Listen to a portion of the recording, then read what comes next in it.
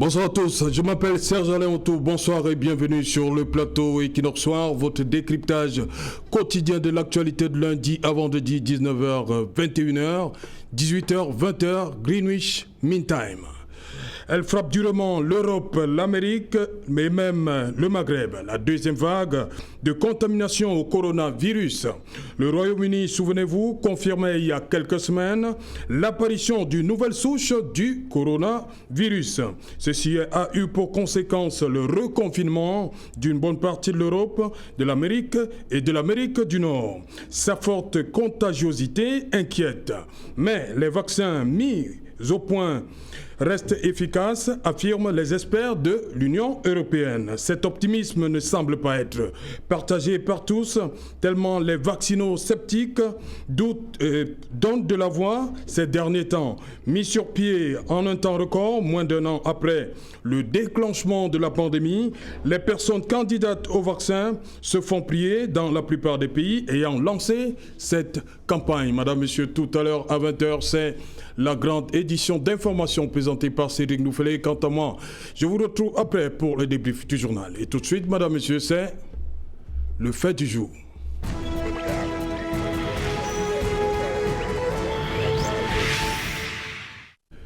Covid-19, deuxième vague de contamination et vaccins. Pour en parler, nous avons invité en plateau à Douala des médecins, et des journalistes et d'autres experts pour en parler.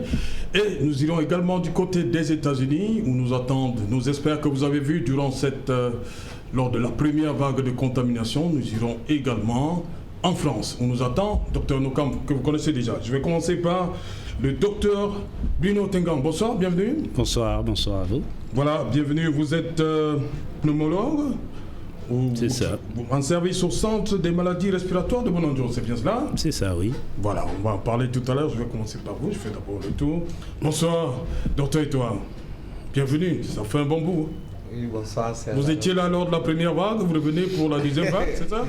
Je suis là chaque fois que les téléspectateurs ont besoin de nos éclairages. Voilà, merci. Docteur Etoile, médecin de santé publique, c'est bien cela? Exactement.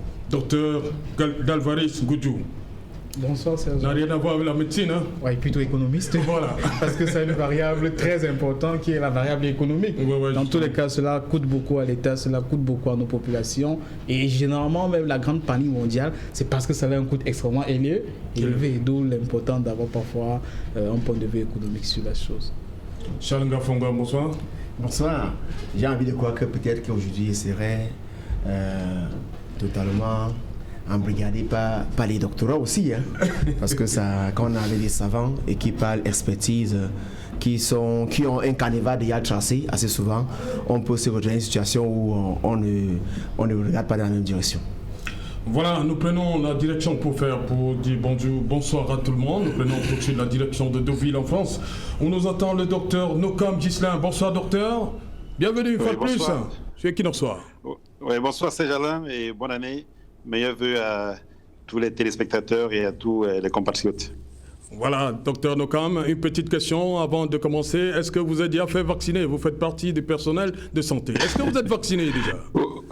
Je pense que dès que effectivement, là, il y a le personnel de santé peut déjà se faire vacciner, mais il faut avoir plus de 50 ans. Ah, il faut avoir plus de 50 ans. Donc je ne suis pas prioritaire. Ok, merci. Vous avez répondu à ma question. Possible, je me ferai vacciner.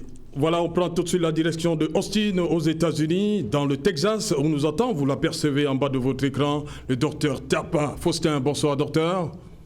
C'est l'après-midi chez vous.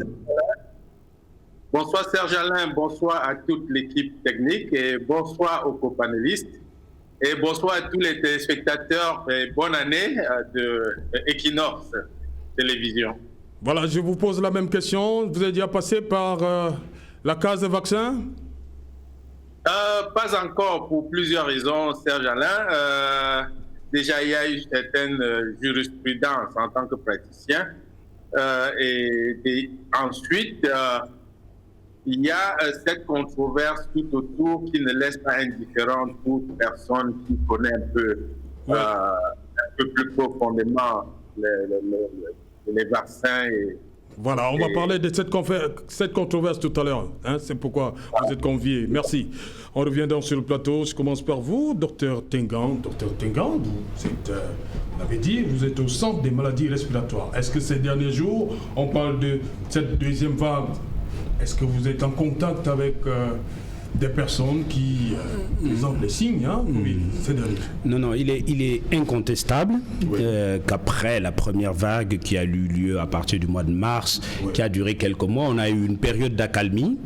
Mais ces dernières semaines, depuis le mois de décembre à peu près, on note de manière certaine, sans que je ne puisse donner des statistiques formelles, parce que c'est à l'État de le faire, hein, puisqu'il compile l'ensemble des tests qui ont été faits sur le territoire pour pouvoir donner un avis global de la situation dans notre pays.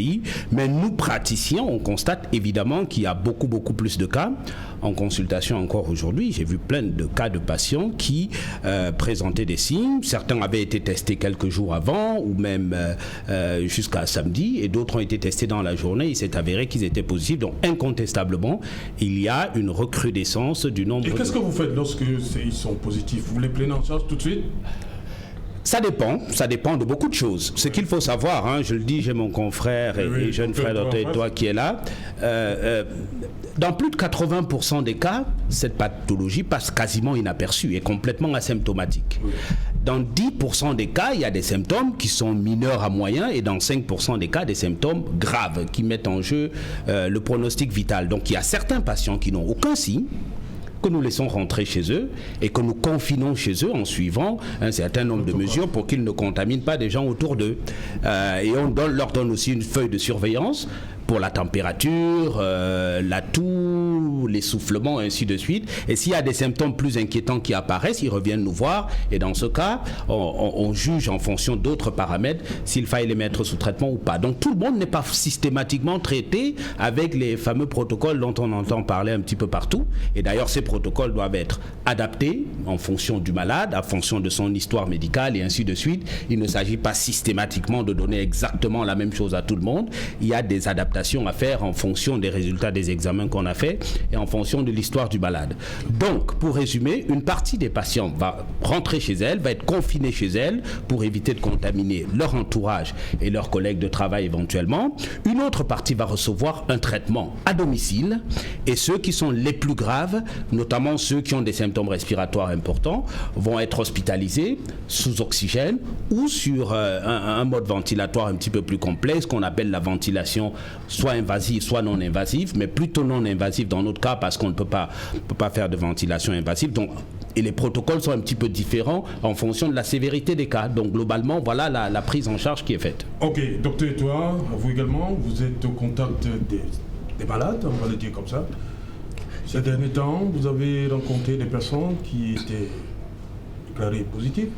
Oui, effectivement, d'abord en tant que médecin praticien, parce que je consulte chaque jour des patients. Donc nous rencontrons effectivement un regain de cas positifs. Maintenant, sous l'angle de santé publique, sous l'angle de l'épidémiologie, le ministère de la Santé publie assez régulièrement un bulletin épidémiologique qui est disponible, accessible à tout le monde, et donc qui vient de faire le dernier, qui compile la période allant du 6 mars au 6 mars 2020 au 6 janvier 2021, montre à peu près la courbe de l'évolution de l'épidémie chez nous, avec une première courbe en cloche, c'est-à-dire qui marque la première vague, ou qui marque le début de la première vague le 6 mars, la fin de la première vague vers le mois de septembre, avec un pic de la première vague entre les mois de juillet et d'août, et un regain un déclenchement de la seconde vague autour de la fin du mois d'octobre jusqu'à ce jour. Mais nous constatons effectivement que le nombre de cas à partir de novembre jusqu'au 6 janvier est assez constant et croissant. Donc nous sommes sur le plan clinique, c'est des faits. Dr Tengan est l'un des meilleurs médecins pneumologues et qui a l'un des meilleurs centres de pneumologie de la ville de Douala. Donc c'est un baromètre, c'est un thermomètre. Moi, il reçoit un certain nombre de mes patients. Donc chaque fois que je veux avoir la température du Covid-19 à Douala, je m'en refais. Donc, sa parole vaut comme une certaine autorité. Donc, s'il vous dit que ces jours-ci, cliniquement, il reçoit un certain nombre de patients, il faut le croire. Et deuxièmement, quand on analyse les courbes épidémiologiques, on constate effectivement que nous sommes nous sommes en plein déclenchement de la seconde vague. Deuxième vague, docteur Dalvaris Goudjou, pour vous, on devrait s'inquiéter. Pourquoi il n'y a pas... Est-ce que l'inquiétude est la même que lors de la première vague, selon vous? Justement, Serge Alain, comment comprendre ça? C'est la variable explicative. Effectivement, comme le docteur Etoile l'a si bien dit, les chiffres sont disponibles. C'est globalement un peu plus de 26 000 Mais est-ce que vous sentez le frémissement dans la population comme au mois de mars, février, avril? Est-ce que c'est la même chose? Justement, c'est là, je dis, si nous sommes globalement un peu plus de 26 000 cas, 27 000. Près de 27 000, merci déjà, un peu près de 25 000 cas soignés, moins de 500 décès. Des gens, quand ils regardent cela, ils font une comparaison avec ce qui se passe ailleurs, avec un taux de guérison de 95%, ils se disent, chez nous, il n'y a presque pas de problème. Et je pense qu'une des variables explicatives, c'est que, justement, pendant les derniers mois, des gens ont commencé à ne plus respecter un certain nombre de mesures. Pratiquement, on voit ça dans la rue. C'est très rare qu'on voit des gens avec le masque. De plus en plus, dans les milieux publics, des gens n'utilisent plus les solutions pour laver les mains. Et surtout, ça, c'est l'exemple, quand nous regardons les leaders, notamment les dirigeants intervenir à la télévision, c'est très rarement qu'ils ont un masque et la population copie cela fait très facilement. Quel leader? Il y en a beaucoup de dirigeants, je dis les ministres à la télé, quand vous les regardez parler par exemple. Ah, les ministres? Oui, il y en a beaucoup quand ils les ministres seulement? Beaucoup d'autres personnes.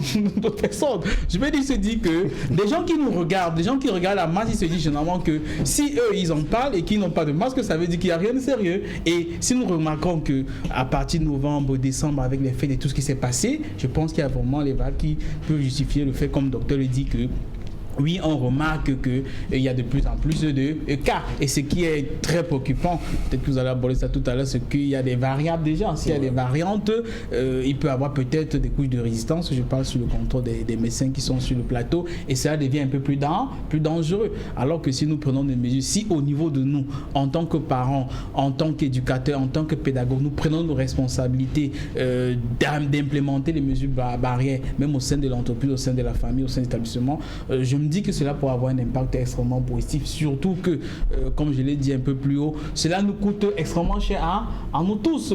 Le Cameroun, quand même, rien que dans la caisse directe pour le ministère de la Santé, c'est quand même 50 milliards de francs CFA. 50 milliards de francs CFA qui n'est qu'une très petite partie, parce qu'en réalité, cela a coûté globalement, avec les programmes que nous avons pu bénéficier au niveau du Fonds monétaire international, autour de presque 400 milliards de francs CFA, parce qu'en fait, officiellement, il y a un certain nombre de soutiens qu'on apporte aux entreprises, en dehors de ce qu'on apporte directement au ministère de la Santé publique. Donc, pour dire que oui, si nous ne prenons pas ces mesures-là, nous ne sommes pas surpris qu'ils puissent avoir, les statistiques puissent s'envoler comme c'est en train d'être fait là. Et ne nous disons pas que ce n'est que la responsabilité de l'État, parce que tôt ou tard, nous devons bien payer les impôts à l'État pour rembourser les dettes que l'État contracte pour pouvoir faire face à la pandémie. Charles Ngafonga, le président de la République, dans son adresse du 31 décembre, il a fait le constat, comme tout le monde, que nous avons un peu relâché ce plan. C'est la réalité. Oui. Mais autant je souscris aux communications qui voudraient que les gens prennent de plus en plus leurs responsabilités, autant je dis qu'il ne faut pas quand même pousser les Camerounais à céder totalement à la psychose. On a bien vu ce que ça a pu causer par le passé. Par rapport à la première vague. Oui, il faut se rappeler que chaque Camerounais a sa solution Covid. Donc les Camerounais ont quand même une solution à cela. Aujourd'hui, il faut davantage interpeller les Camerounais à ne pas oublier ces solutions-là, car jusqu'à présent, si on s'en tient aux statistiques, on peut dire que ce sont néanmoins des solutions qui portent. C'est un peu aussi quoi ces solutions? Non, mais il y a des solutions. Moi, j'ai ma propre solution Covid. Donc ici, c'est avec. J'ai failli vite l'interpeller. Je n'ai pas envie de la présenter. Pas de solution politique. C'est quoi la solution? Chacun a une petite position, quelque chose qui prend selon lui pour se prémunir de cela, soit pour se traiter, si tant que cela arrive. Plusieurs personnes ont eu des symptômes de Covid, ils sont mal à l'hôpital, on peut recouvrir la guérison. Je dis chacun a sa solution Covid. Il y a également des Camerounais qui ont des solutions qui ont été présentées au grand public. On peut citer le cas de Monseigneur Cléda, ils sont nombreux. Donc chaque Camerounais a sa solution Covid. Il est temps de rappeler à ces Camerounais. Et c'est grâce à tout cela, je crois que c'est tout cela mis ensemble qui a fait que jusqu'aujourd'hui, on en est à ces statistiques-là. Donc, ne pas pousser les Camerounais à la psychose, mais oui, communiquer pour dire aux gens qu'il y a une deuxième variante, une troisième variante, mais je dis une chose, qu'il y a une deuxième ou une troisième variante, tout ce que nous voulons retenir, c'est qu'il y a une pandémie qui fait des ravages, qui est la Covid. Maintenant, ce n'est pas forcément parce qu'il y a une deuxième variante, qu'il y a une troisième variante, ça change les choses. Il faut respecter un certain nombre de principes, de façons de faire, comme on le recommande. Mais comme je dis, il ne faut pas quand même pousser les Camerounais aujourd'hui à céder totalement à la psychose. Il faut qu'on s'en tienne à ce qui se passe en Europe, en Occident. On n'est pas dans le même contexte et il faut toujours en tenir compte quand on communique sur cette pandémie-là. Voilà, nous prenons tout de suite la direction de Deauville. D'abord, Dr Nokam. Chez vous là-bas en France, l'actualité, c'est le vaccin. Dr Nokam. Oui. Oui, Dr Nokam, en France, l'actualité aujourd'hui, c'est le vaccin. Il y a beaucoup de polémiques autour du vaccin en France. Oui, effectivement, mais vous savez, ce n'est pas nouveau qu'il y ait des polémiques sur le vaccin en France. La polémique vient de quoi? C'est le temps mis pour mettre sur pied ce vaccin ou bien... Dites-nous. Non, je pense qu'il y a toujours eu des gens très sceptiques vis-à-vis des vaccins. Le vaccin, par exemple, contre l'hépatite B, on a toujours soupçonné ce vaccin de donner la sclérose en plaques, ce qui en est rien. Aujourd'hui, il y a 52% de Français qui sont pas favorables au vaccin. Mais je pense, moi aussi au départ, au vu des informations qu'on reçoit sur Internet, j'étais aussi sceptique. Hein. Bon, alors j'ai pris le temps de lire, de m'informer. J'ai lu les articles sur 4 vaccins. Et au fait, j'ai compris que les gens, il n'y a pas de quoi avoir peur. Je vais commencer par parler du vaccin de Pfizer. Le vaccin Pfizer Biotech, qui est celui qui a le plus alarmé les gens parce que certains médecins même disaient que c'est un vaccin qui va aller dans le génome, donc qui modifie notre ADN. Mais ce que les gens n'ont pas compris, ce qu'il faut bien expliquer, c'est important d'expliquer. Le vaccin de Pfizer ainsi que le vaccin Moderna, c'est des nouveaux types de vaccins. C'est la première fois dans l'histoire qu'on fait un tel vaccin. Donc c'est des vaccins acides nucléiques. Donc c'est l'ARN messager, qui en principe, sauf que cet ARN messager, il n'entre pas dans la cellule. On injecte de l'ARN messager qui se connecte au ribosome, mais qui n'entre pas dans le noyau de la cellule. Et cela va fabriquer une protéine qui va booster l'immunité, qui va créer l'immunité contre le virus. Mais l'ARN n'entre jamais dans le noyau de la cellule. Donc c'est très important. C'est pour cette raison que vous voyez ce vaccin, on ne peut que le conserver qu'à moins de 70 degrés. Donc, et à moins de 70 degrés, parce que l'ARN messager est très fragile. Mes confrères vous le confirmeront, il est très fragile. Et donc, du coup, les gens ont eu, en entendant parler de l'ARN messager, on dit waouh, un vaccin qui va aller dans le génome, qui va modifier notre ADN, on ne sait pas ce qu'on a mis à l'intérieur, mais quand on lit, on voit que non, c'était le moyen. Et pour faire ce vaccin, on dit que ça a été rapide. Mais il faut savoir qu'il y a une décennie qu'on travaille sur les vaccins acides nucléiques, à ADN ou à ARN, mais sauf que c'était destiné aux animaux. Il y a un vaccin à ADN qui a été fait pour lutter contre des maladies qui touchaient le saumon. Hein, c'est une forme qui touchait le saumon. Et ce vaccin est aussi en étude pour les cancers. Donc, c'est juste comme le virus est arrivé, le coronavirus, il fallait trouver une solution rapide. Étant donné qu'il y avait déjà cette méthodologie qui était déjà maîtrisée, on l'a fait chez l'humain et il faut bien revoir les résultats. Aujourd'hui, il y a 2 500 000 personnes qui ont été vaccinées aux États-Unis. Sur les 2 500 000 personnes, on a 24 effets secondaires. Alors que tout vaccin, moi j'ai été vacciné comme beaucoup de personnes, contre le vaccin de la fièvre jaune. On a des effets secondaires après ce vaccin-là, puisque ces effets secondaires, c'est toujours des effets secondaires minimes. Et il faut surtout noter que l'effet, en science, on vérifie toujours le bénéfice-risque.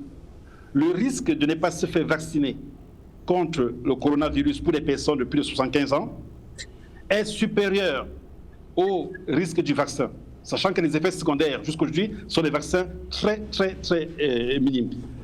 Pour les autres vaccins, bon, c'est vrai que le vaccin de l'ARN, ça fait peur, mais il y a un troisième vaccin qui est le vaccin AstraZeneca, qui lui est un vaccin fait avec un vecteur de l'adénovirus, vecteur adénoviraux.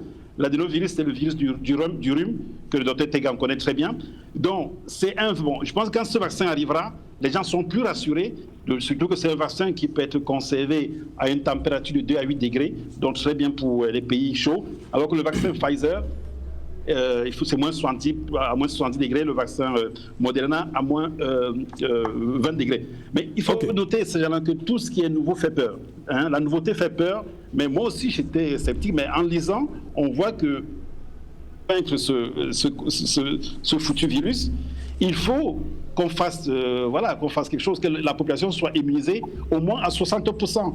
Soit c'est une immunité naturelle, c'est-à-dire qu'il faut laisser les gens mourir, les personnes mourir, laisser que le virus circule, ça contamine les gens, soit c'est une immunité à travers le vaccin.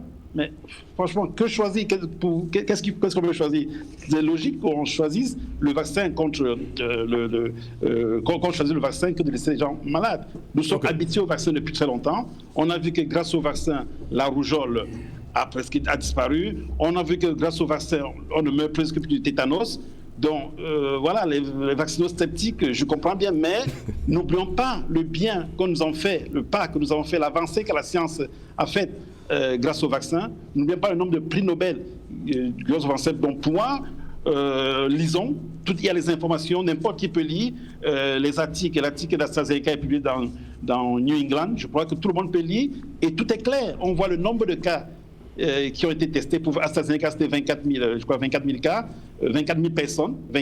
Sur les 24 000 personnes, on a eu juste 24 effets secondaires, dont un seul effet secondaire grave qui était de maladie transverse, donc un problème neurologique. Donc, pour moi, il n'y a pas de problème avec le vaccin et je pense qu'il faut arrêter de faire peur aux gens.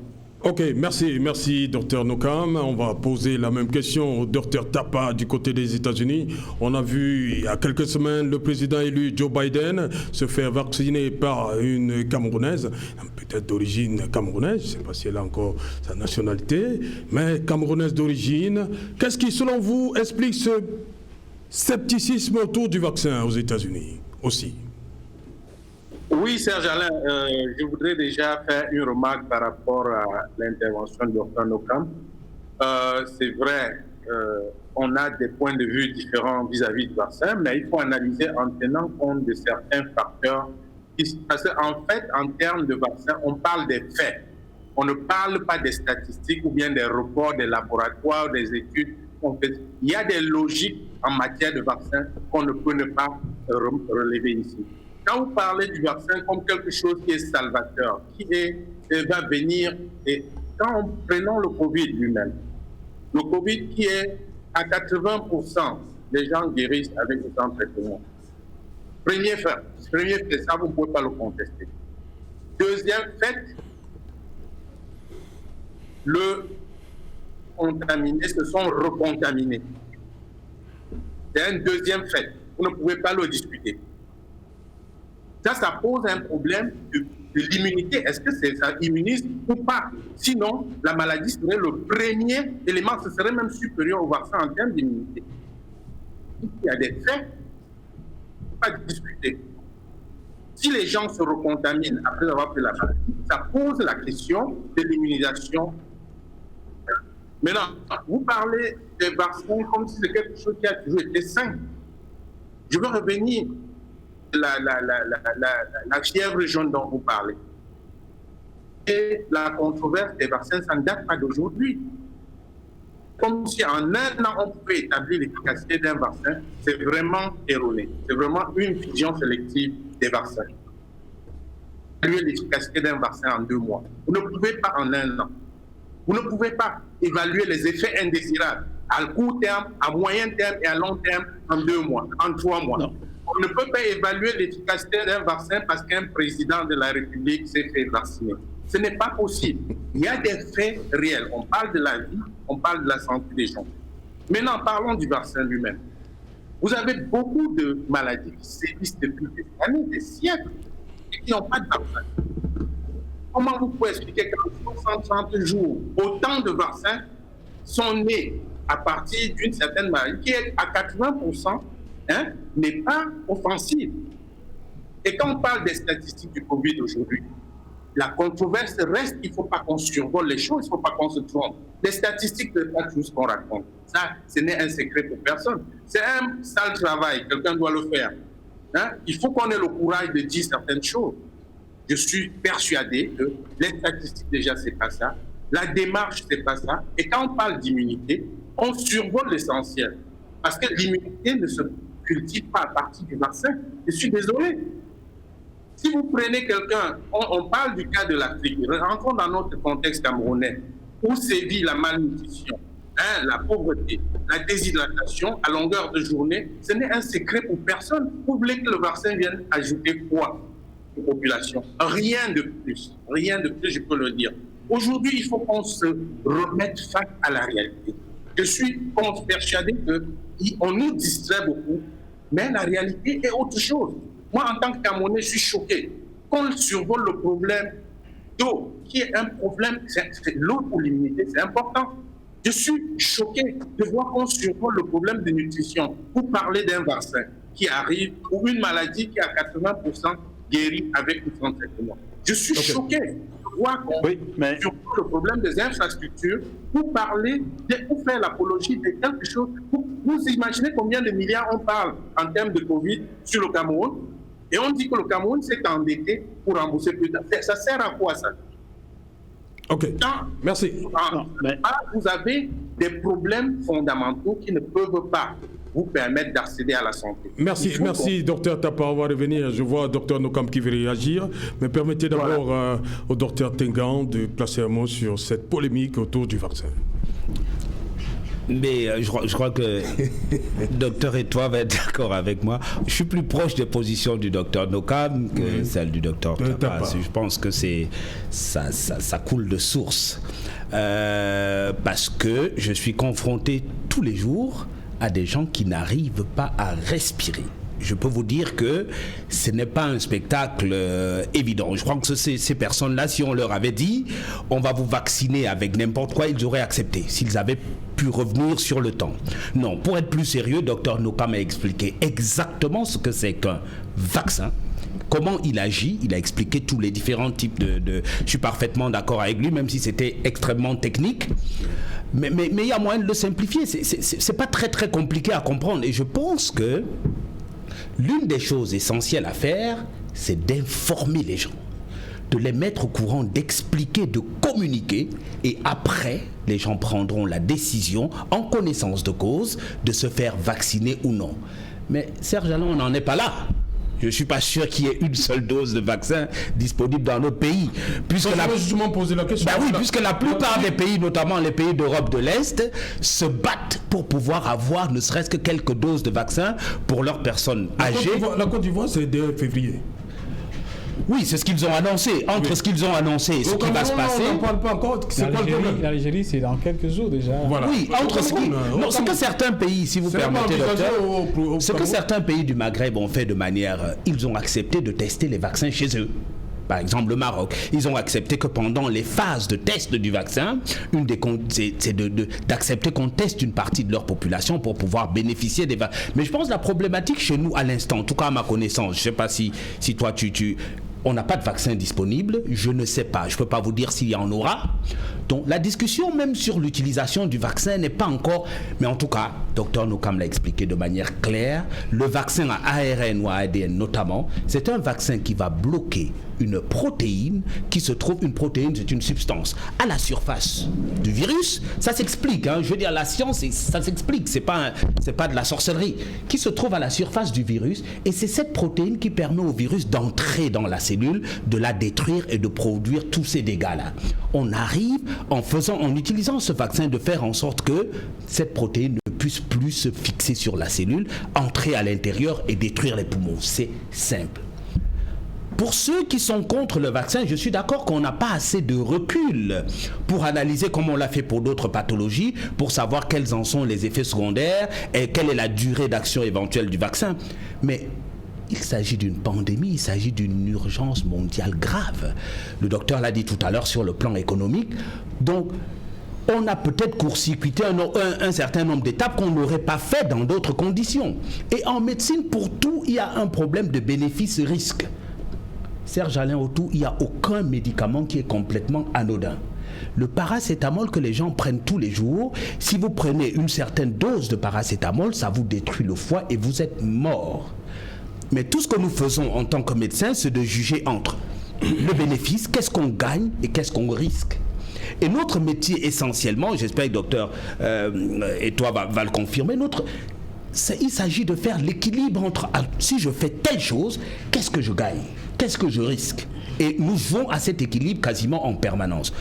Je suis pour ma part, et je comprends les préoccupations de ceux qui sont contre le vaccin. Je suis pour. Si c'était disponible dans notre pays, je me ferais vacciner. Je ferais vacciner ma vieille maman.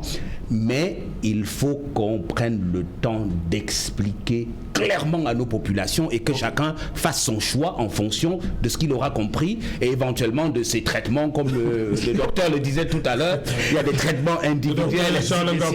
Voilà, un autre qui est pro-vaccin sur ce plateau, c'est le docteur et toi. Sur ces débats. Oui, disons que aujourd'hui les gens paraissent effarés de voir les personnes opposées au vaccin, mais il faut remonter à l'histoire de la vaccination pour voir que le mouvement anti-vaccinal est contemporain à l'histoire de la vaccination.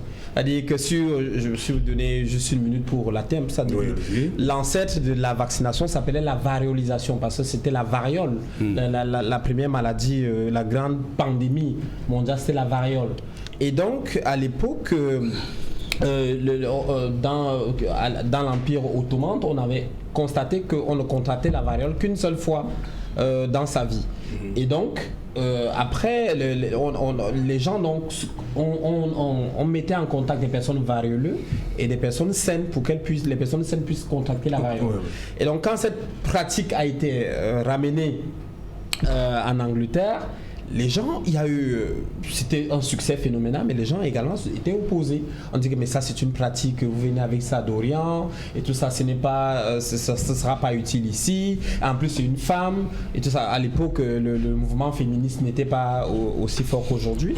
Ensuite il y a eu le mouvement Jenner qui a impacté la vaccination. D'ailleurs, vaccination vient du terme vaccine qui était une maladie qu'on observait sur les vaches. Donc vache vient de vaccine. Et donc, c'était un médecin de campagne qui avait observé que des laitières qui trayaient les vaches avaient la vaccine, et quand elles avaient la vaccine, elles ne contractaient plus la variole. Et donc, il a reproduit dans ce système en prélevant le sang de ces laitières et en injectant de bras avant. Évidemment, immédiatement, il a également eu une opposition avec des gens qui estimaient que cette fois que c'est un produit animal. C'est-à-dire qu'avant la variolisation, moi, c'était des humains. Là, c'était un produit animal et donc c'était malsain et tout. Ensuite, il y a eu l'étape de Pasteur. Pasteur qui est à l'origine du vaccin contre la rage, qui était un vaccin qui était destiné aux chèvres, à la fièvre des chèvres, à la fièvre charbonneuse. Donc, pour la première fois, il a observé un jeune garçon atteint de rage. C'était tout ce qu'il avait. Et il a vacciné le petit garçon et il a été sauvé. Et immédiatement, pendant que cet acte était héroïque, il a reçu une opposition farouche. D'ailleurs, parce qu'il n'était pas médecin, les premiers opposants, c'était d'ailleurs les médecins. Et ils ont créé toute une ligue qu'on appelait la Ligue des médecins anti-vaccinateurs, qui faisait des congrès, tout ça, pour s'opposer à la vaccination. Et donc, aujourd'hui, avec l'étape de le vaccin ARN messager, évidemment, vous aurez toujours un groupe de personnes qui seront opposées avec des arguments très scientifiques, parce que je reçois plein de vidéos, on dit tel médecin est opposé à la vaccination, il dit que c'est dangereux et tout. Je ne suis pas surpris parce qu'évidemment chaque fois qu'il y a une innovation, et ça provoque une opposition. Alors, mais pourquoi en Afrique particulièrement, si je peux chuter par là, pourquoi les gens sont opposés à la vaccination?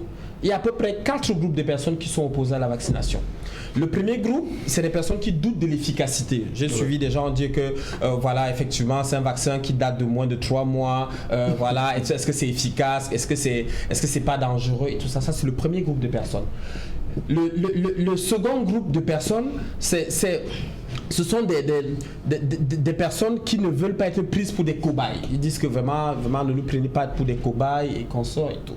Le troisième groupe de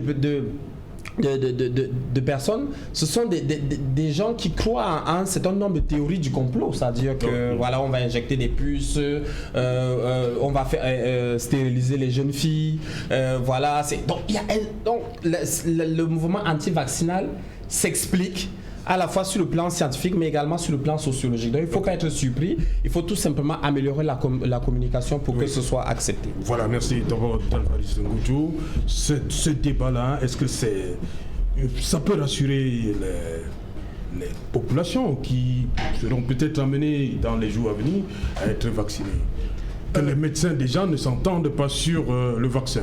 Est-ce que ça rassure nous autres? Je pense que, Serge Alain, cela montre clairement qu'il y a quelque chose qui ne tourne pas. Voilà.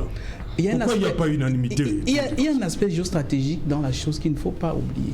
Notre ami tout à l'heure, Dr Noukam, il a cité un certain nombre de vaccins, notamment Pfizer, BioNTech, Moderna, AstraZeneca. Mais curieusement, il n'a pas cité le premier vaccin contre le Covid, qui est Sputnik 5, qui a été fait par les Russes. Pourquoi? Parce que dans le contexte où il est, en France, on s'arrange à diaboliser ce qui vient de l'autre côté. Il va vous répondre, hein, docteur. Oui, c'est pas de sa faute dans tous les cas. Je ne dis pas qu'il ne sait pas. Puis ce qu'on oublie, c'est que nous parlons de 4 ou 5 vaccins. Mais en réalité, il y en a plus de 10 déjà. Il y a les Cubains qui travaillent, les Chinois, il y en a plein qui travaillent. Maintenant, lui-même, il dit que des maladies telles que la sclérose en plaques a une variable explicative causée par les vaccins. Lui-même, il dit qu'il y a des formes de cancer qui sont liées aux vaccins. Et au-delà, ici, l'exemple de Pfizer-BioNTech. Pfizer-BioNTech, l'américain Pfizer-BioNTech, ils ont cité les mêmes arguments qu'il dit.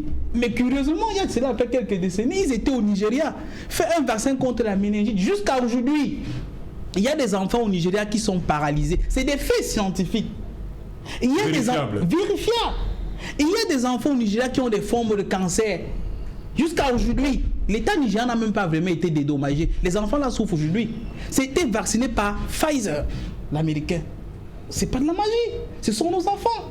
Ce sont vos enfants, ce sont les nôtres. Maintenant, nous parlons de la question d'argent. Tout à l'heure, le docteur Tekin a bien fait allusion à cela. Nous n'avons peut-être pas les moyens de faire face, d'acheter les vaccins. Mais un pays extrêmement riche comme la Suisse a dépensé 780 millions de dollars pour acheter les vaccins. Mais ils ont dit, nous n'utilisons pas. La semaine passée, ils ont dit, quand nous avons vu 2-3 réactions déjà là, nous préférons voir comment cela se passe chez les autres. Les Suisses ont acheté pour 780 millions de dollars. Ils ont mis à la maison que non, nous avons peur d'utiliser. Maintenant, notre ami le docteur Etoile a soulevé une variable très importante qu'il ne faut pas négliger. Il y a une variable explicative chez nous en Afrique. Ça, c'est la géostratégie. Et en géostratégie, on se base sur des faits passés et présents pour envisager et anticiper les décisions futures. Et sur cet aspect même, il a fait allusion à la variole. Au XVIIIe siècle et au XIXe siècle, quand les conquistadors européens, notamment espagnols, anglais, français, sont allés sur le continent américain, ils se sont rendus compte qu'il y avait des empires extrêmement puissants, notamment l'empire précolombien.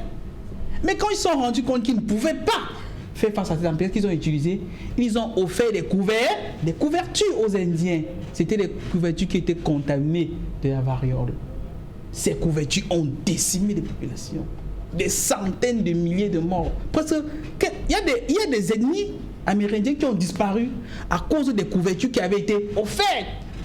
En réalité, c'était une arme à destruction massive qui avait été utilisée par des Européens pour conquérir le continent américain. Est-ce qu'on peut dire que là, ce n'est pas une arme? C'est même pourquoi je crois que ça fait 2 ou 3 jours. Le guide suprême de la révolution iranienne, l'ayatollah Ali Khamenei, il a dit que aucun des vaccins européens occidentaux ne peut rentrer en Iran. Et il travaille sur un prototype avec les Cubains qui peut être produit en Iran. Pour dire quoi? Pour dire qu'il y a des variables. Ce n'est pas seulement être anti-vaccin, il y a quand même des faits. Même chez nous, il y a des personnes chez nous qui sont handicapées du fait d'avoir été vaccinés dans le passé. Ouais. C'est des faits qui sont têtus. Nos mamans sont témoins, nos papas sont témoins. Je veux dire que c'est important qu'on fasse ce type de débat parce qu'en fait, oui, comme la polio, merci. C'est important de faire que les gens comprennent que c'est pas parce que l'autre dit en face qu'il a forcément raison. Pourquoi? Parce qu'il y a aussi une variable financière très importante. C'est en milliards de dollars. Okay. Et il y a des pharmaciens de par le monde entier qui sont prêts à tout faire, même s'il faut tuer tout le monde, pour faire passer un vaccin. Puis c'est les États qui commandent. Quand les États commandent, c'est en grande quantité. C'est un marché qui est sûr. C'est pourquoi je pense que nous devons être extrêmement prudents. Et justement, rentrant dans le cas de mon ami tout à l'heure qui soulevait les solutions africaines, il y a des solutions africaines. Ici, il y a des solutions africaines. Est-ce que nos États peuvent développer, peuvent financer cela pour éviter cela? Parce que c'est très dangereux, c'est très important que nous fassions attention à ce qui vient de l'autre côté ou d'ailleurs. Donc je vais dire que oui, des gens ont raison d'être extrêmement réticents par rapport au vaccin. Mais maintenant, s'il y a des gens qui peuvent prendre sur leur conscience d'accepter cela, c'est à leur responsabilité. Peut-être. Voilà. Oui, Charles, allez-y sur ce. Oui, je suis content que le docteur Davaris Goudou ici me rejoigne dans ma position. Moi, je dirais ici que, en fait, quand vous suivez le débat autour, depuis que cette maladie a été déclarée, c'est un peu un débat d'experts. Et parfois, nous sommes très amusés quand nous sommes au quartier, c'est-à-dire que le commun des Camerounais. Si vous passez à Bipanda tout à l'heure, au niveau de Carrefour Pasteur, vous allez voir 40-50 personnes abriginées devant un écran de télévision. Mais toutes les explications que les experts donnent, est-ce qu'ils parlent vraiment à ces Camerounais? Moi, j'aurais préféré qu'ils créent un comité ou des commissions dans lesquelles ils discutent, parce qu'ils n'arrivent même pas déjà à s'entendre. Et maintenant que cela sort de ce cadre de leur expertise-là, pour se retrouver chez le grand public, il y a déjà un problème. Donc le fait qu'ils n'arrivent même pas déjà à s'entendre, c'est le début du problème. Et aujourd'hui, les médecins sont disqualifiés pour sensibiliser les gens par rapport au vaccin, si on s'en tient aux antécédents. Vous savez très bien, aujourd'hui, il y a une problématique sur le médicament. Mais vous allez dans les cliniques. Non, il y a une problématique sur les médicaments. Pas forcément seulement les médicaments. À la base sur le COVID. Vous allez voir que nos médecins préfèrent encore vous prescrire des spécialités, prescrire les génériques qui sont vendus sous les noms de marque, alors qu'il y a des génériques sous DCI, dénomination commune internationale, qui peuvent être moins chers. Mais pourquoi? Parce que ce sont des personnes qui sont en complicité avec les grandes firmes qui fabriquent. Donc du coup, si vous connaissez ces problématiques, vous connaissez cela, comment est-ce que vous allez croire à ce que les médecins, même sur un plateau de télévision, fussent-ils à l'étranger, vont vous dire du vaccin et tout le reste? Maintenant, la réticence des Africains contre le vaccin, on le sait. Et assez souvent, il y a des personnes qui leur donnent raison, avec tous les gaffes que les vaccins ont souvent créés. Donc aujourd'hui, le Camerounais que je suis, je crois que le docteur a dit ici que si les vaccins arrivent, c'est le premier à aller se faire vacciner. Mais moi, Fongan, je ne suis pas contre un vaccin qui arriverait, mais ne serait pas quand même des premiers à aller sur ce vaccin. Parce que j'ai envie de croire qu'aujourd'hui, peut-être qu'ils sont même passés par le Covid, mais sûrement que les anticorps ont développé des possibilités de résister face à ce Covid-là. Et aujourd'hui, si je prenais ce vaccin, est-ce que je suis sûr que cela va pas me temps fragiliser ces anticorps? Alors on est un peu dans cette situation-là. Je dis aujourd'hui, il faut s'être communiqué, il faut dire que les vaccins existent, comme il a dit, mais poser la problématique du vaccin en ce moment et au Cameroun, au point où pour certains vouloir pousser le gouvernement à en tenir compte et en faire peut-être une priorité, je dis qu'on n'en est pas encore là. Et une fois de plus, il faut communiquer sur les vaccins, mais si c'est les médecins qui sont mis en avant pour communiquer, j'ai bien peur que les Camerounais ne les suivent pas. Voilà, rapidement, docteur, et toi, parce que docteur Nekam, il attend, il veut réagir. Je voudrais quand même, dans ce vaccin bashing et tout ça, relever quand même un certain nombre de points. C'est-à-dire que je comprends effectivement toute la polémique, toute la défiance, tout ça qui a vu et tous ces faits qui sont rapprochés. Peut-être on va passer la parole au docteur Tapa qui va relever un certain nombre de faits. Non, d'abord, mais je vais dire que cela relève en ce qu'on appelle en psychologie sociale le biais de négativité. C'est quoi le biais de négativité? C'est-à-dire que si je vous fais 9 compliments et un reproche, qu'est-ce que vous allez le plus retenir? Le reproche. Alors que je vous ai fait 9 compliments. Si les vaccins ont guéri 999 maladies et il y a eu un problème sur un vaccin, qu'est-ce qu'on va le plus retenir?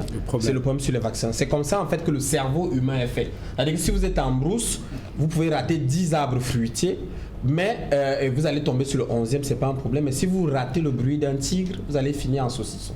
Donc l'être humain a été conditionné et ça pour capter les signaux négatifs, pour capter les dangers. Donc aujourd'hui, on oublie que les maladies ont complètement disparu grâce au vaccin. Diphtérie, qui s'en rappelle encore? Coqueluche, tétanos. Moi, quand j'étais étudiant en médecine, quand on voyait un cas de rougeole, mais c'était un staff, c'était une réunion d'urgence. Moi, j'ai fait mes stages dans un service de pédiatrie, c'était une réunion d'urgence parce qu'on disait la rougeole, mais c'est incroyable, voyez un cas de rougeole.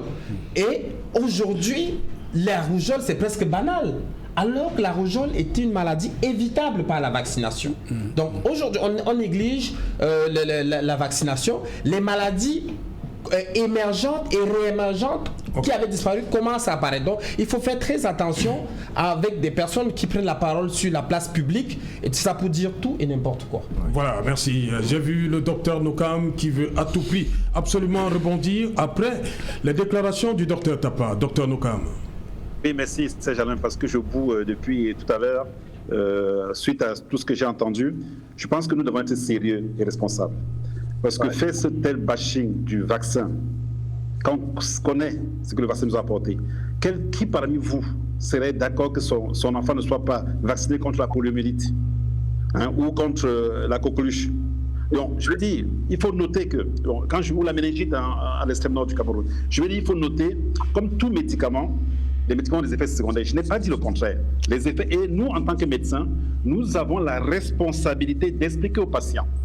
Un chirurgien, par exemple, quand il veut opérer quelqu'un, il lui dit « je vais vous opérer ». Mais sachez que parmi les effets secondaires, il y a la mort. Est-ce que vous êtes d'accord que je vous opère? Si vous dites non, il ne vous opère pas. Donc, on a l'obligation d'expliquer, d'informer le patient. Donc, pour les médicaments, moi je vous dis, moi je suis neurologue, je soigne la sclérose en plaques. Nous avons un médicament dans la sclérose en plaques qu'on appelle le Tysabri, natalizumab. L'un des effets secondaires de ce médicament, c'est le cancer. Et moi, j'ai des patients qui le prennent, connaissant ces effets secondaires-là. Mais ils savent que s'ils ne prennent pas ce médicament, ça peut être plus grave. Pour les vaccins, j'ai expliqué tout à l'heure, effectivement, les vaccins ont des effets secondaires. Pour le moment, on ne connaît qu'on n'a qu'un recul. Le vaccin de Pfizer a commencé à être, les études ont commencé en juillet. On a peu de recul. Le livre que nous appelons le Vidal. Le Vidal, c'est quoi? Le Vidal, c'est que quand un médicament sort, on publie les données de la recherche. Et une fois qu'on publie les données de la recherche, chaque fois qu'il y a un effet secondaire nouveau, on communique et on rajoute ça dans les effets secondaires. Si on devait attendre qu'une fois qu'un médicament sort, qu'on attend 2 ans, 3 ans, 4 ans, 5 ans, 6 ans, 7 ans, mais finalement on n'utiliserait aucun médicament, même le paracétamol on n'utiliserait pas. Donc, ce qu'il faut noter, c'est que le médicament, le vaccin, dans chaque État, il y a une agence qui s'occupe de contrôler la santé de ses citoyens, parce qu'ils sont responsables. Ici en France, il y a quelques années, il y a eu l'effet du sang contaminé. À l'époque où Laurent Fabius était Premier ministre. Ça a coûté la tête à des gens. Donc aucun gouvernement ne veut prendre le risque. Donc en Europe, il y a ce qu'on appelle l'Agence européenne du médicament. Aux États-Unis, il y a la FDA. Donc quand un laboratoire fait son vaccin, il faut que les scientifiques valident pour le peuple. Parce que quand la France achète 300 millions de doses de Pfizer, 400 millions de doses d'AstraZeneca, mais ce n'est pas pour le Cameroun, c'est pour la France. Mais vous pensez-vous que la France est prête à tuer son peuple? Donc ils sont convaincus que c'est un mauvais vaccin, ils prennent ça pour le peuple. Ils ne prennent pas ce vaccin pour le Cameroun. Chaque pays s'organise. Okay. Docteur Nokam, permettez au docteur Tapa de réagir avant le journal. Docteur Tapa. Oui, Serge Alain, j'ai 2 remarques à faire. Docteur Nokam dit que réagir contre le vaccin, c'est dit du n'importe quoi. Je suis quand même surpris. On est dans l'ancienne école où tout ce que le Vidal disait, tout ce que l'OMS disait, tout ce que la France disait était ce qui était vrai. Je suis désolé.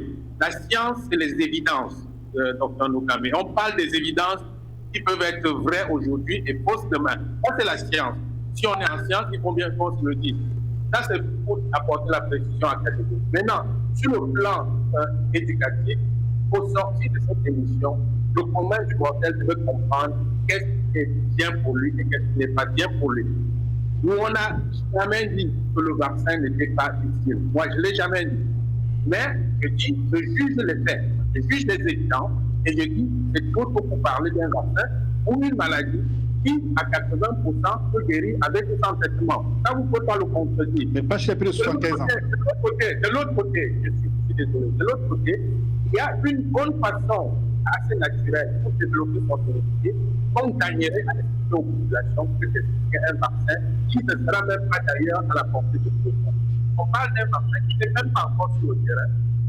Mais par contre, il y a des méthodes que les gens peuvent continuer à utiliser pour immunité qui joue plus important même que le vaccin à la limite.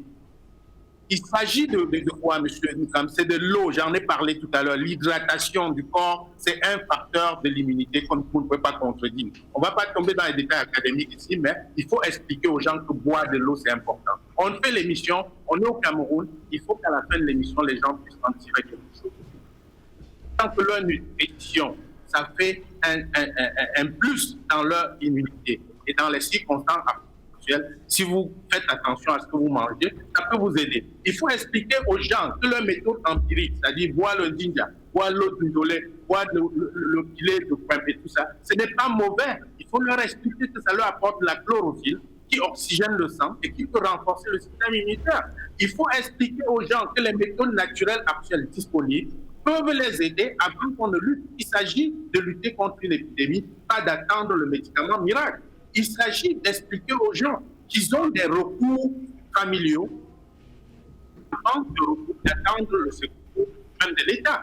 Il faut éviter de sophistiquer le débat en termes le vaccin est devenu ceci ou le vaccin. Pour parler des vaccins, il y en a une dizaine et plus même, et qui posent autant de controverses que chacun d'entre eux. On ne peut pas être spécialiste ou trancher de façon, ce n'est pas la science, c'est les évidences.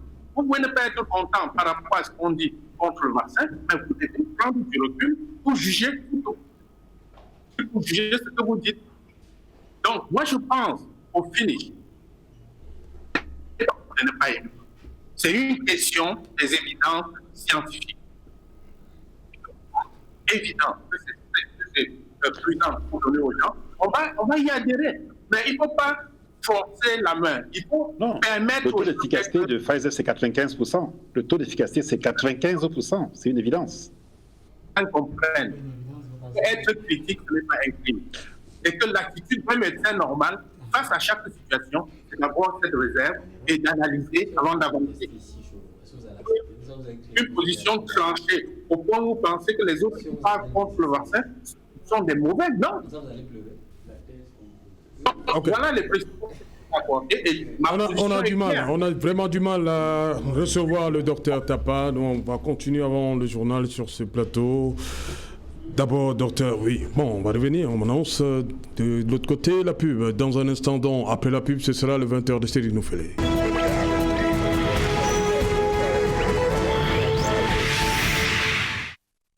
Sur le plateau Equinox Soir, deuxième partie, c'est le débrief du journal, toujours en compagnie du docteur Bruno Tengan, docteur Étoile, docteur Dalvaris Goudjou, docteur Charles Gafongan, voilà.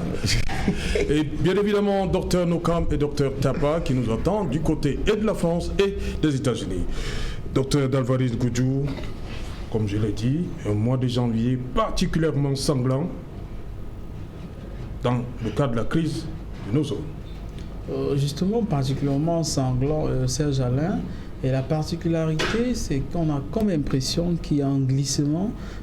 On cible les couches les plus faibles de la population qui ne sont même pas en même de se défendre, notamment les femmes et les enfants. C'est pourquoi pour moi j'ai toujours dit que jusqu'à présent, peut-être il faudrait, ça peut paraître dur, mais il faudrait peut-être que le haut commandement pense, parce que jusqu'à présent, le haut commandement militaire applique la stratégie de la défensive. Jusqu'à présent, on n'est pas encore dans la phase offensive, puisqu'on estime qu'en face, ce sont nos frères. Mais maintenant, moi je pense que ce sont nos frères, mais il y a des mouvements qui, à mon avis, pratiquent le crime organisé et le grand banditisme.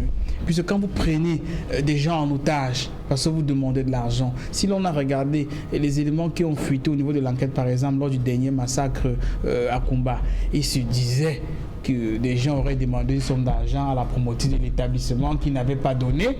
Et vous venez massacrer les enfants des gens qui ne vous ont rien demandé, qui ne demandent qu'à aller à l'école.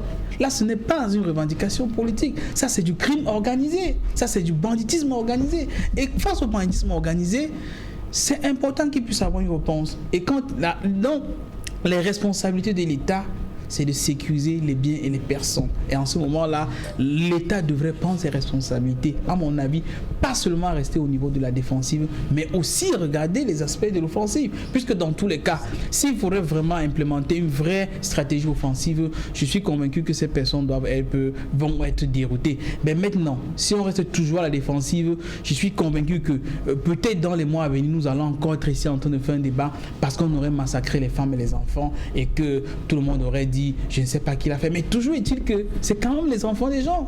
Nous allons faire le débat, nous allons rentrer chez nous. Mais c'est une maman qui dort sans ses enfants. C'est quelqu'un qui est à l'étranger qui paie sa maman, qui paie son papa, etc., etc. Ce sont des traumatismes à vie.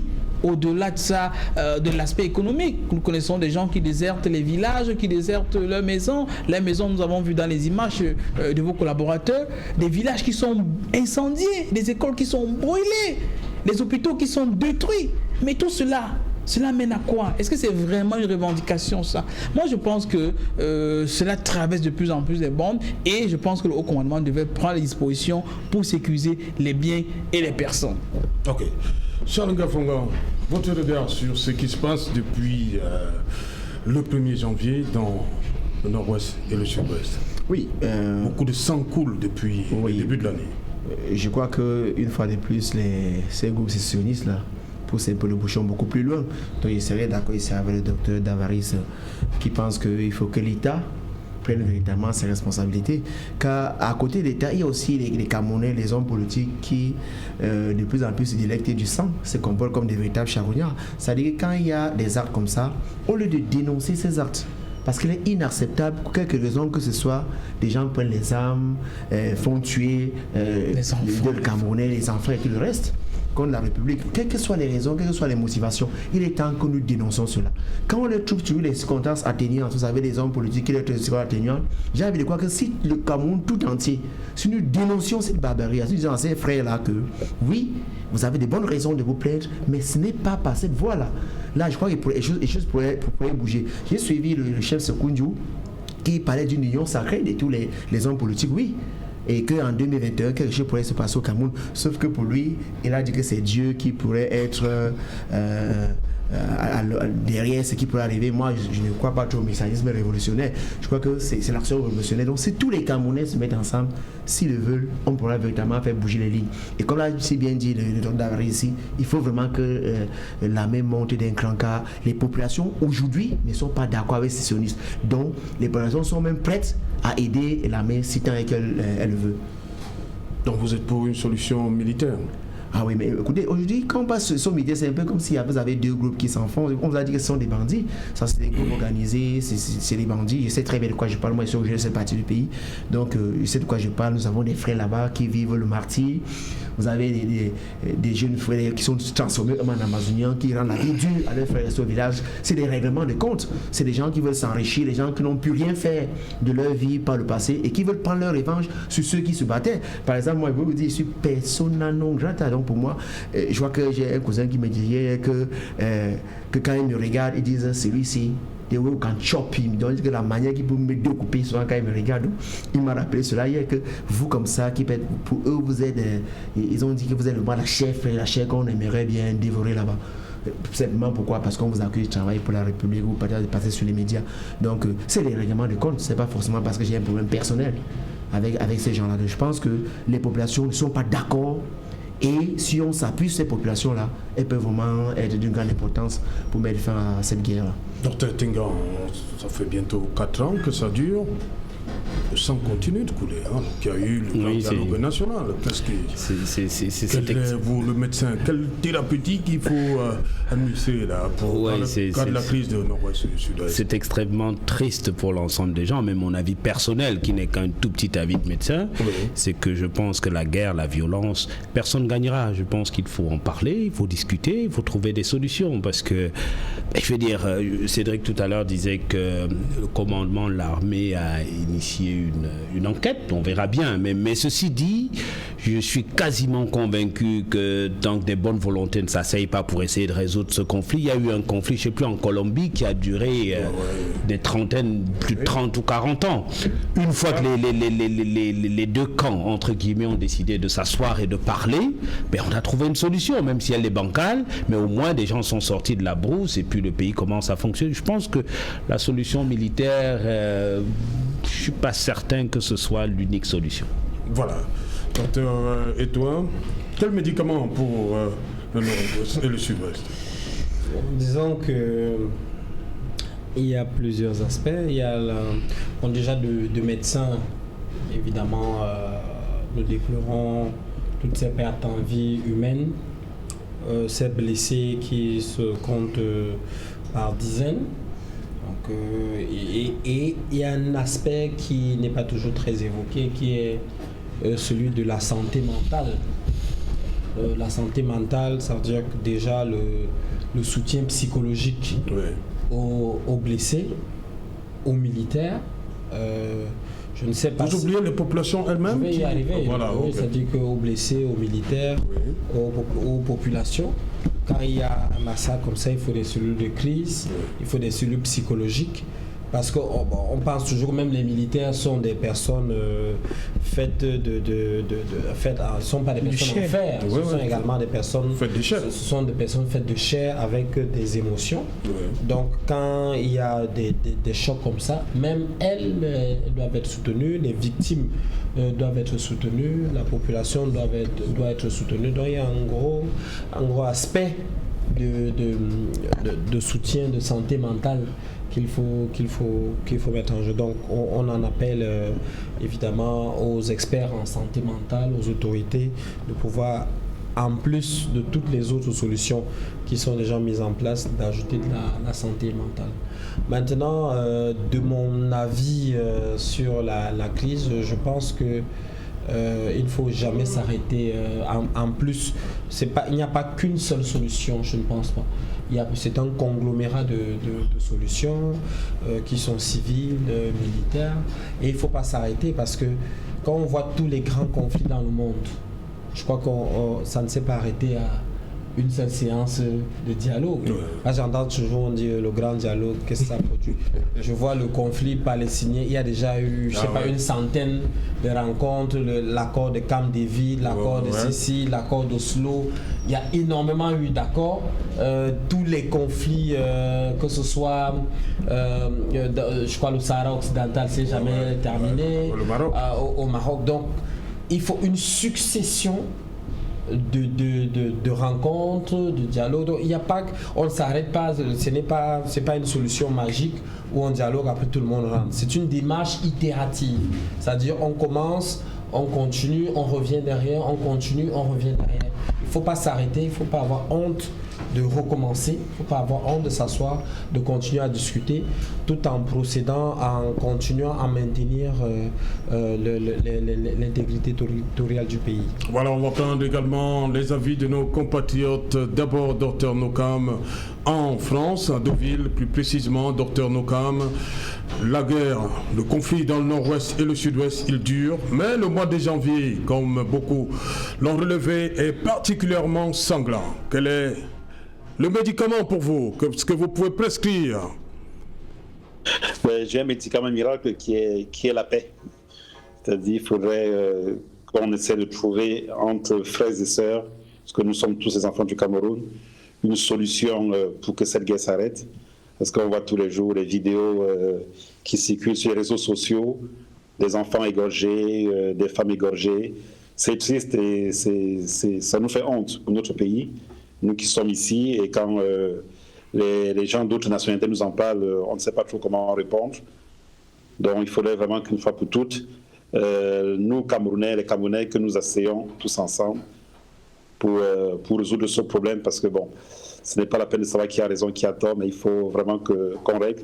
Mais voilà, c'est très complexe. Comme je ne suis pas un spécialiste de la géopolitique, ni de la politique, mais il faut qu'on trouve des solutions. Il y a des gens crédibles dans notre pays, il y a des gens qu'on respecte. On peut s'appuyer sur ces gens-là pour trouver une solution, des gens qui connaissent mieux ces situations. Mais bon, mon remède, c'est de créer la paix et de savoir que nous sommes tous les enfants d'une même personne, d'un Dieu, nous sommes tous les enfants du Cameroun. C'est dommage qu'on se déchire comme ça entre nous. Voilà, docteur Tapa, vous également, qu'est-ce que vous préconisez pour que les choses aillent en s'améliorant, il faut le dire comme ça, au niveau du nord-ouest et le sud-ouest, Cameroun? Oui, Serge Alain, je ne suis pas un spécialiste de la question, mais quand on dit qu'on perd des vies humaines, ça interpelle tout le monde et c'est une situation pas agréable du tout. Le constat que je vais faire, c'est que depuis un certain nombre d'années, on parle des approches de solutions, des négociations. Le constat est clair, ça ne s'arrête pas, on continue à aller vers la mauvaise direction. Ce que je recommanderais, c'est d'essayer autre chose, notamment déposer les armes. Et que l'autorité, au public qui a le pouvoir de le faire, demande qu'on dépose les armes. Au moins cette étape, les gens ne négocient pas dans les armes, on ne négocie pas dans les tueries. Moi, je pense que c'est une étape indispensable que les deux parties déposent les armes et qu'on commence enfin les négociations. Et si on veut négocier, il faut se débarrasser des préjugés. Si vous considérez quelqu'un comme un bandit, il va se considérer comme un bandit tout le temps. Mais à un moment donné, il faut peut-être l'écouter pour voir s'il n'a pas quelque chose qu'on peut prendre. On ne connaît pas tout, ni d'un côté comme de l'autre. On est obligé de s'asseoir pour discuter à un moment donné. Il n'est jamais trop tard et je pense que le pas à faire ici, c'est de déposer les armes. Il y a une seule autorité qui est capable de le faire d'un coup de main. Et à partir de là, on peut alléger les discussions avec des principaux concernés. Donc, on ne peut pas dire plus que ça. Ok. Merci. Bon, voilà, le CHAN, c'est dans 5 jours.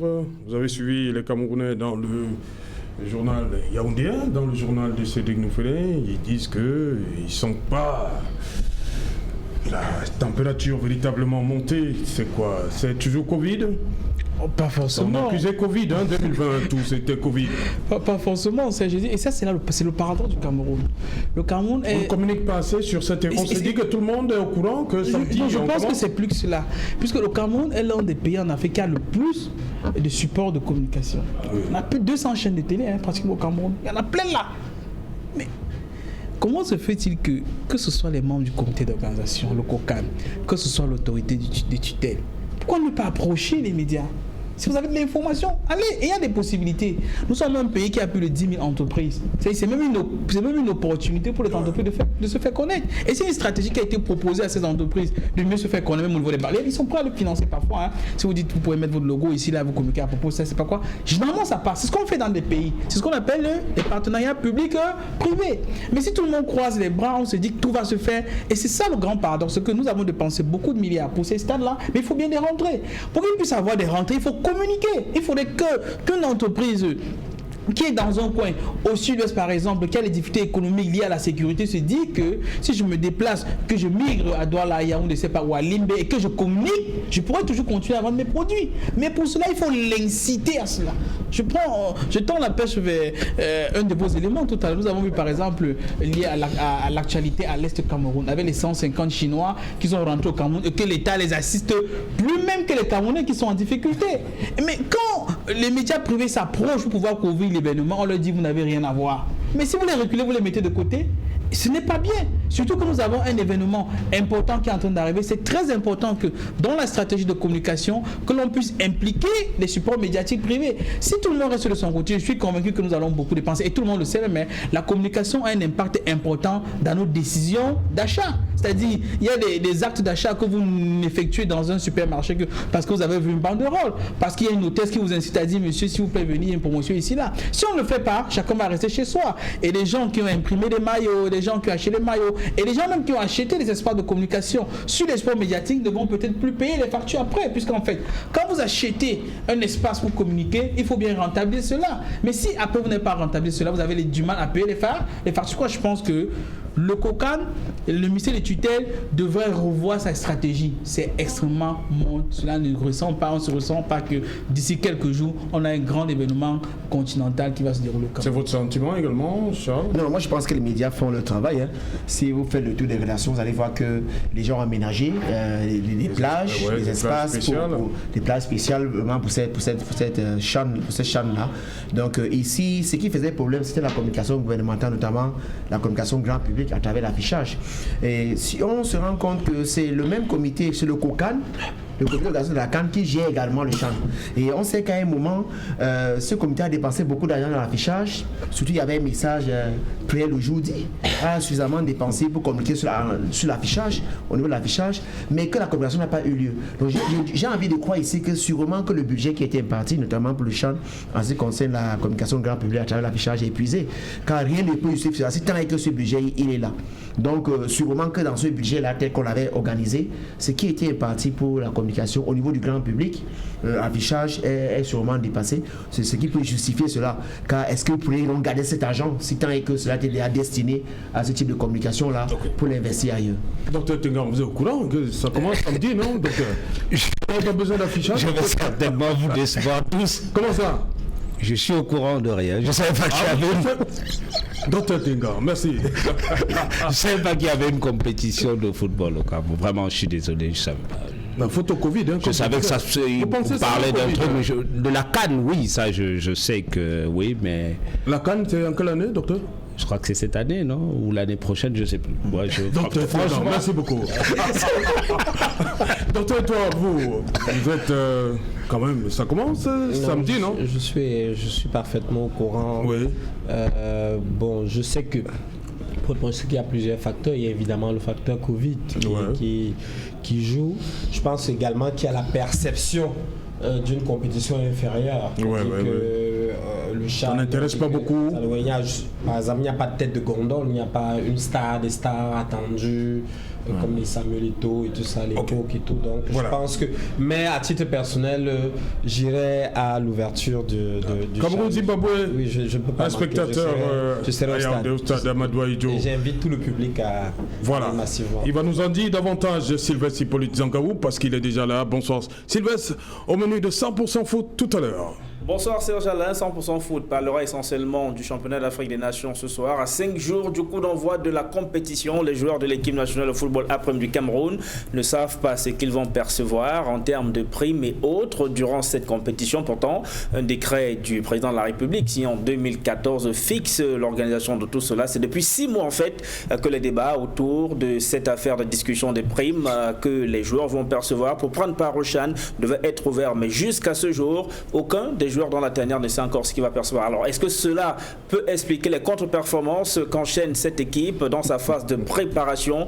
On essaie de faire le décryptage, l'analyse dans cette édition de 100% foot avec des techniciens de football qualifiés pour nous faire savoir si le Cameroun a des chances de remporter pour la première fois ce trophée continental. 5 pays qui doivent prendre part à la compétition sont déjà au Cameroun, la Libye, la Zambie, l'Ouganda, le Niger qui sont effectivement dans nos murs. D'autres délégations sont attendues à partir de mardi, notamment les 8 équipes qui doivent résider dans la capitale économique du Cameroun. Voilà. Dans l'adversaire du Cameroun n'est pas encore là, Sylvestre Hippolyte Zangaou. L'un des adversaires du Cameroun est déjà là. Je parle du Zimbabwe. Face au Zimbabwe, attendu au Cameroun à partir de mercredi pour jouer donc samedi en ouverture de ce championnat d'Afrique des Nations. Et pour le docteur Tengan, peut-être sera aussi l'occasion pour lui de prendre corps avec cet événement sportif qui est quand même majeur qu'organise le Cameroun pour le continent africain. Les billets sont en vente depuis ce lundi dans les stations Total à travers le Cameroun, dans les délégations régionales de sport, Camtel, etc. Donc, depuis ce lundi, à partir de 1000 francs CFA pour les stades de la réunification de Douala, Limbé et puis Omnisport à Yaoundé, et 1500 francs CFA jusqu'à 50 000 francs CFA du côté de Japoma. 50 000 francs CFA, merci Sylvestre Hippolyte. Pour les VVIP. Voilà, Sylvestre Hippolyte Zangaou, avant de partir, comment ça va se passer au stade pour les spectateurs? Alors, on parlait au début des tests Covid qu'il fallait présenter. Comment ça va se passer? Le président de la commission médicale du du championnat d'Afrique des Nations s'est exprimé sur Equinox et nous l'écouterons d'ailleurs encore tout à l'heure dans 100% foot. Il fait savoir que l'accès au stade n'est pas du tout conditionné par la présentation du résultat d'un test de Covid. Un dispositif spécial a tout de même été mis en place pour un stade comme Japoma qui totalise 50 000 places assises. Seulement 25% seront disponibles pour le public. Une distance de 2 mètres au moins entre les différents supporters dans les tribunes. 2 mètres entre les supporters, Sylvestre? Au moins. 2 mètres. Ok. Et les couples alors, comment ils vont faire? Comment ça va se passer? Ils vont se désunir une fois au stade, ils vont se réunir à la sortie du stade. Merci, c'est Sylvestre Hippolyte-Zangaro. Merci Sylvestre Hippolyte-Zangaro. Dans un instant, ce sera donc 100% foot. Après cette édition Equinox, on va remercier le docteur Nokam qui était à Deauville en France. On va également dire merci docteur Tapa Austin aux États-Unis. Merci docteur Tengan d'être venu. Merci beaucoup. C'est moi, merci. Vous nous avez sorti un chiffre là pour les malades. J'espère que demain ce ne sera pas la même chose. Mais on verra bien. On verra bien. Merci. Merci Charles Gafongan. Merci d'être venu. C'est moi qui vous remercie aussi. Merci docteur Edouard. Merci docteur Dalvaris Coutou. C'est moi. Madame, Monsieur, nous sommes arrivés au terme de cette édition. Bonsoir. Bonanjo. Mais pas dit Ndungé.